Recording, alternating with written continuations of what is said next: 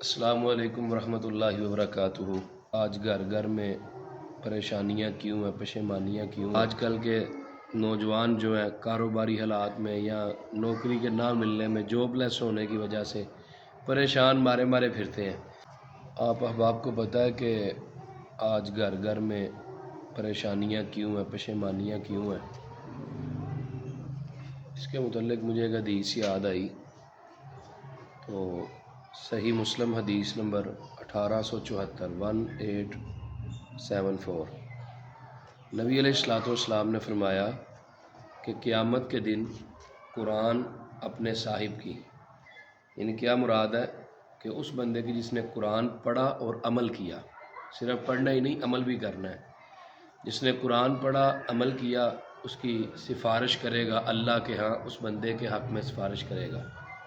میں نے رات سیرت ساقیہ کوثر کانفرنس میں، جو بہت بڑی کانفرنس ہے لاہور کی، میں نے اس کے اندر رات خطاب کرتے ہوئے بھی میں نے یہ بات کی تھی کہ ہمارا نوجوان کیوں پریشان ہے۔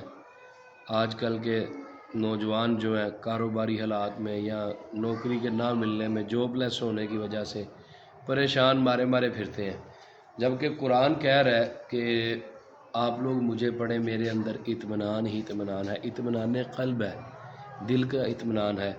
تو ہم احباب کو چاہیے کہ اگر ہم اپنے دل کا سکون چاہتے ہیں تو دنیا کے اندر آپ کو قرآن پڑھنے سے دل کا سکون ملے گا، اور آخرت کے اندر قرآن پڑھنے سے آپ کو سفارش ملے گی قرآن کی اللہ کے ہاں۔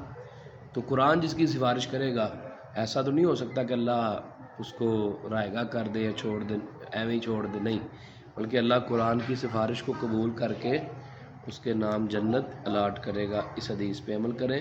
حدیث صحیح مسلم کی ہے، حدیث نمبر 1874 دیکھتے رہیے۔ میرا یہ جو ہے پیج ہے، یا جس ٹک ٹاک آئی ڈی کے اوپر بھی یہ ویڈیو چڑھتی ہے، لائک کریں، فالو کریں، شیئر کریں۔ السلام علیکم ورحمۃ اللہ وبرکاتہ۔